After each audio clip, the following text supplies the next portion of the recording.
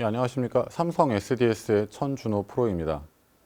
예, 이번 세션은 클라우드 보안 FAQ라는 주제로 그동안 여러 고객님들과 내부로부터 많이 받았던 질문들을 정리하고 나만 이런 고민을 하고 있는 게 아니구나, 누군가 이런 질문을 먼저 했구나, 누군가 먼저 답변을 해봤구나라는 내용들을 좀 다뤄보도록 하겠습니다. 여러 많은 질문들이 있었지만 5가지 가장 고민 어린 질문들만 모아봤습니다. 내용도 중요하고 또 답변하기도 어려운 질문들이었고요. 이 내용들에 대해서 제 좁은 경험이나 지식으로 했던 답변들을 함께 나눠보도록 하겠습니다. 더 좋은 답변 내용이 있으신 분들, 또 그리고 나의 상황에 최적화된 답변을 원하시는 분들은 웨비나 플랫폼을 이용해서 질문해 주시면 감사하겠습니다. 처음으로 다뤄볼 질문은 클라우드 보안을 어떻게 공부하나요? 라는 질문입니다. 최근에 클라우드 보안에 대한 관심이 많아지면서 특히나 많이 받고 있는 질문들이기도 합니다. 아직은 클라우드 보안에 대한 정규 교육 과정이나 교재가 충분치 않기 때문에 더 많이 질문을 하고 계십니다. 가장 좋은 방법은 클라우드를 직접 사용하면서 배우는 방법입니다. 좀 모호하게 나와 있는 매뉴얼들, 설명 페이지들을 보시지 마시고 직접 클라우드에 계정을 만드시고 로그인하셔서 사용하시는 법이 가장 좋고 빠른 방법입니다. 특히나 보안을 배우신다고 하시면 가장 빠른 방법은 체크리스트 하나 구해서 그대로 직접 점검을 해보시는 방법입니다.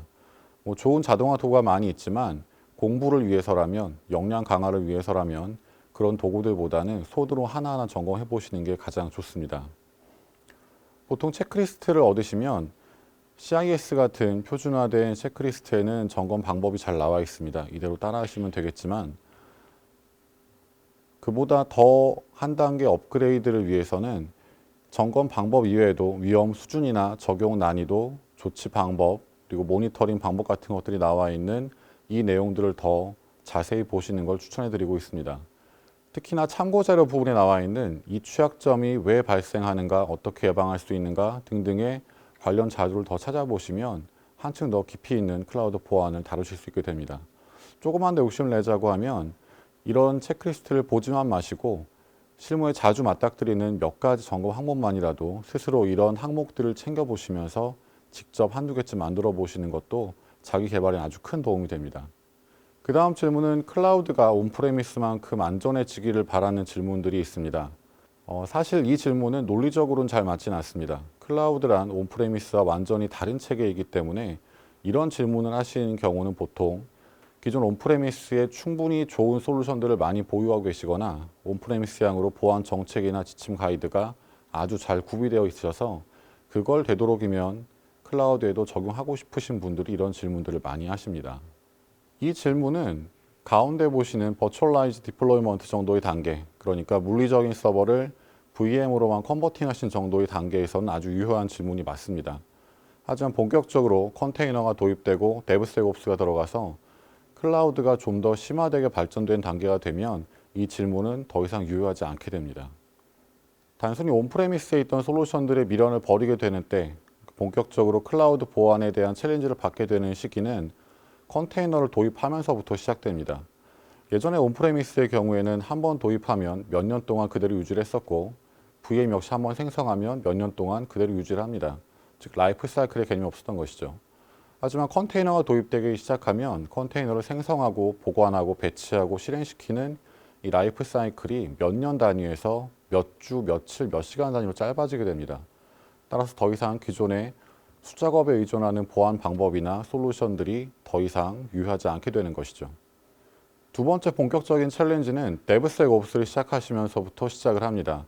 그나마 앞서 있었던 챌린지는 개발자나 운영자나 보안 담당자의 그래도 약간의 경계선은 있었습니다. 서로 역할이 있고 개인의 업무, 부서의 업무가 있었죠. 하지만 데브세옵스에서는 운영자나 개발자도 보안을 알아야 하고 보안 담당자도 개발과 운영을 배워야 됩니다. 즉 서로 업무의 경계가 희미해지는 것이죠.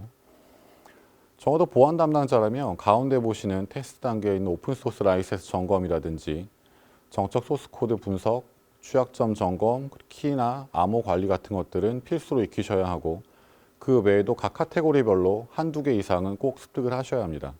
그리고 가운데 보시는 본인 습득했던 이런 보안 도구들을 다른 개발자나 운영자에게도 잘 전파할 수 있는 역량이 갖춰져야 하는 것이죠.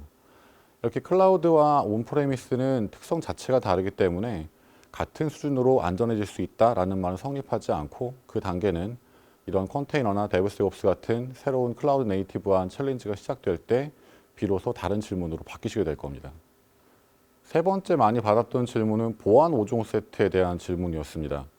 클라우드 보안은 이것만 다 하면 된다라고 하는 잘못된 선입관인데요. 일단 저희가 이 질문에 대한 잘못이 좀 있습니다. 보안 5종 세트란 말은 저희가 만들어서 퍼뜨린 말이기 때문이죠. 보안 5종 세트는 디도스와 파이어월, IPS, 와프 그리고 안티머레어 같은 에이전트류 5가지를 얘기합니다. 한 10여 년 전쯤에 클라우드 보안 처음 시작할 때 어떻게 하면 직관적으로 클라우드 보안을 설명할 수 있을까라는 걸 고민하다가 만들어낸 말이 보안 5종 세트였는데 그 당시나 지금이나 잘 쓰고 있는 말이긴 하지만 클라우드 보안이 이것 전부는 절대 아닙니다. 클라우드 보안에서 성을 그려놓고 시작을 하면 별로 긍정적인 의미로 쓰이진 않습니다. 옛날 온프레미스나 레거시 같은 환경에서 관문만 잘 지키면 그 내부에서 무슨 일이 벌어지든 상관없다 라는 약간 부정적인 의미로 많이 쓰이죠. 하지만 전혀 쓸모없는 건 아닙니다. 클라우드 환경이라도 역시나 경계면에 대한 보안은 여전히 필요합니다. 다만 클라우드 환경에서의 경계면 보안은 많이 형태가 변화되고 있습니다. 디도스나 와프 같은 경우에는 더 이상 온프레미스 존재하지 않고 다 인터넷상의 주요 통신 사업자들의 망으로 올라옵니다. 그리고 파이어월은 시큐리티 그룹으로 내려가서 그 역할을 대신하게 되고요. 물론 의료나 금융, 국방 같이 좀 특별한 컴플라이언스 요구하시는 경우에는 별도의 방화벽을 도입하시는 경우도 있습니다. 그리고 IPS 같은 경우에는 에이전트로 만들어서 각 서버에 자동 배포화시키게 만들어줍니다. 이렇게 경계형 보안 여전히 존재하지만 옛날처럼 그런 보안 5종 세트처럼 온프레미스처럼 클라우드에 이식되는 게 아니라 클라우드답게 경계형 보안이 바뀌고 있습니다.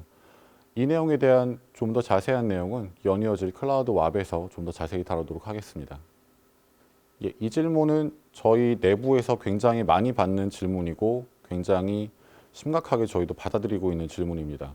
SDS의 보안 기준이 너무 까다롭다라는 내용들인데요. 실상을 아시면 조금 다릅니다. 보통 저희 같은 이런 국내 기준보다는 글로벌 이런 기준 따라가자라는 의견도 많으신데 실제로는 글로벌 기준이 저희보다 더 까다롭습니다. 단적으로 스마트폰에 많이 쓰시는 가상화된 MFA는 글로벌 기준에 따르면 모두 다 하드웨어 칩으로 바꾸셔야 됩니다. 물론 분실의 위험이 있기 때문에 내화 금고를 도입하시는 것은 덤입니다. 그리고 운영자 활동 로그 저장만 하고 암호화만 잘하면 됐었지만 글로벌 기준으로는 모두 얼럿을 띄우게 설정을 하셔야 됩니다. 그리고 패스워드는 8글자에서 14글자로 늘어나고 패스워드 재사용 횟수는 2회에서 24회로 늘어납니다. 24회면 대략 6년 정도 동안은 같은 패스워드를 사용하지 못하십니다. 반대로 정성적인 점검은 SDS가 좀 더 꼼꼼히 살펴보고 있습니다. 보통 최소 허용의 원칙이라고 해서 네트워크에 대한 것, 계정 권한에 대한 것들은 가장 최소한만 허용함으로써 불필요한 권한이 남용되지 않도록 잘 가이드를 하고 있습니다. 이런 원칙이 아키텍처에 잘 반영되어야만 보시는 것처럼 이런 다이어그램에 선이 한 가닥씩만 잘 그어질 수가 있습니다. 만약 저희가 잘 점검하지 않고 잘 지키지 않으면 이 다이어그램에 나와 있는 선들은 거미줄처럼 얽히게 될 것입니다. 그리고 고객은 좀 더 불안한 클라우드를 사용하게 되겠죠. 저희나 SDS가 다 같이 노력함으로 해서 클라우드를 좀 더 안전하게 사용할 수 있게 되는 것입니다. 마지막 질문이자 정말 자주 오랫동안 받았던 질문입니다. 거의 10년 동안 매년 빠지지 않고 매달, 매주 거의 매일 받았던 질문이기도 합니다. 다 많이 아시는 내용들이겠지만 그래도 새로운 각도에서 새로운 답변을 드릴 때가 된 것 같습니다. 2019년에 미국의 10대 은행이었던 캐피탈원은 아마존을 사용하다 큰 보안 사고를 당했습니다. 그래서 캐피탈원은 아마존에게 어떤 책임 추궁을 하고 싶어 했지만 아마존에게서 돌아온 답변은 나는 책임 없다였습니다. 캐피탈원뿐만이 아니라 클라우드상에서 보안 사고를 당했던 대부분의 고객들은 각 CSP를 추궁해 보았지만 역시 어떤 책임도 CSP는 지지 않았습니다. 그 이유는 공동 책임 모델이라는 것 때문인데요. CSP는 모든 사용자가 함께 쉐어하는 공용의 인프라와 소프트웨어만을 보안 점검하고 책임지고 하는 활동을 하지만 사용자는 각자 자기가 할당받은 독립된 공간에서의 보안 책임 활동을 해야 합니다. 앞서 봤던 모든 보안 사고들은 모두 사용자의 책임 범위에서 벌어졌기 때문에 CSP는 어떤 책임도 지지 않았던 것이죠. 보시는 그림은 각 CSP가 설명하고 있는 공동 책임 모델에 대한 그림들입니다. 모두 다 다른 그림을 그려놓고 설명을 하고 있지만 원리는 같습니다. 공통 영역은 CSP가, 개별 영역은 사용자가 이 원칙입니다. 간단히 비유하자면 도어락에 패스워드 1, 2, 3, 4로 맞춰놓고 도둑이 들었다면 그 책임은 도어락 패스워드 설정한 사용자에게 있는 것이지 도어락의 제조사에게 책임이 있지 않다라는 것이죠. 하지만 모든 보안 활동을 고객이 직접 다 하시는 건 굉장히 어려운 일입니다. 그렇다고 현재 있는 MSP에게 모든 보안 활동을 맡기시는 것 또한 위험한 일입니다. 앞서 보셨던 모든 보안 사고의 공통점이 또 하나 있는데 그건 MSP의 보안 설정 미흡이라는 것입니다. 세 번째 가운데 그림처럼 고객 밑에 MS 밑에 MSSP를 두는 이런 가불 구조로 두시는 것 또한 위험합니다. 어떤 것이 가장 좋은가 하면 MSSP와 같은 보안 전담 업체, 보안 역량을 가진 업체가 직접 고객에게 보안 위규 사항이나 보안 이상 징후를 보고할 수 있고 MSP가 하는 보안 위규 활동을 모니터링하고 견제할 수 있게끔 하시는 것입니다. 반대로 MSP는 보안 업체 MSSP를 가용성이나 안정성 측면에서 견제할 수 있도록 이런 삼각구도로 만들어 주시는 게 필요하다고 하겠습니다. 클라우드에서 보안은 흔히 걸림돌로 생각되기 쉽습니다. 속도나 안정성을 위협한 존재로 인식되기 쉽지만 반대로 보안 문제만 잘 풀어나갈 수 있다고 하면 클라우드를 견인할 수 있는 지렛대 역할도 충분히 할 수 있다고 생각합니다.